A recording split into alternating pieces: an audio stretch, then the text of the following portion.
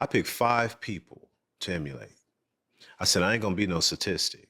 And this is like 14 years old, I said this. And I picked 5 people, 3 real, 2 fictitious. I picked Sherlock Holmes, Bruce Wayne, Batman, Malcolm X, Muhammad Ali, and Jesus Christ. And I picked them. This wasn't like I just sat down in 2 minutes. I picked. This was over a period of time. I picked Sherlock Holmes because I love the way he missed nothing.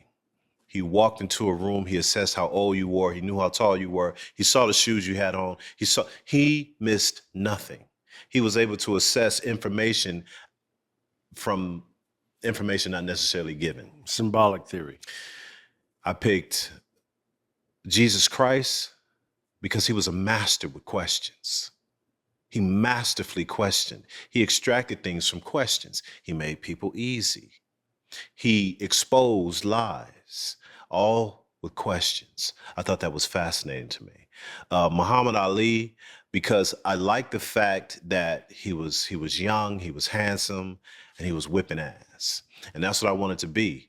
In the environment that I was in, you had to throw hands. But I didn't want to be seen as that. I wanted to be gregarious and handsome. But when the time came, I wanted to be that dude. And Muhammad Ali was that dude for me.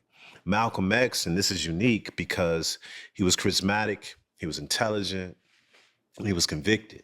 He was convicted of his beliefs.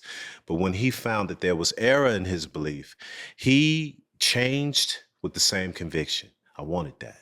I wanted to be a humble person that because I knew I didn't know a lot, but in the environment I was in, you had to perceive confidently. Like, you're going to get what you see. But I didn't want to be fake. I wanted to really embody that. And I felt Malcolm X did that, but he did it through humility. And so I extracted that from him. Batman, because a lot of people in my family would they would call me that. He's mysterious, he moves differently, but it was really Bruce Wayne. Anybody knows the story of Bruce Wayne, he was a child who was orphaned and he was afraid. He fell into a pit, bats was all around him. He screamed out for his parents, they weren't there. So what did he do? He sat in the fear till it was no longer fearful. So that's what I felt I had to do. I couldn't run from my fear because it was all around me. So I sat in it until I was no longer afraid from the things that were happening to me. And so I used those 5 guides. And that's what people saw over the years, was that development of that kid into that teenager to that 20-year-old. Made a lot of mistakes, but I did have a trajectory that took place outside of parenting.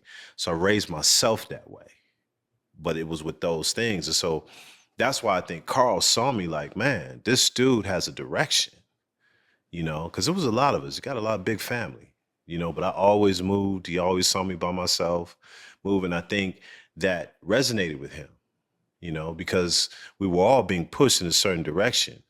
But not all of us felt like we wanted to go in that direction.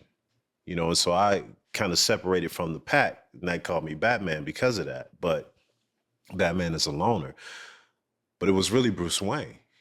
It wasn't Batman. I ain't got no costume. I ain't jumping off no roofs. But I understood what Bruce Wayne had to do.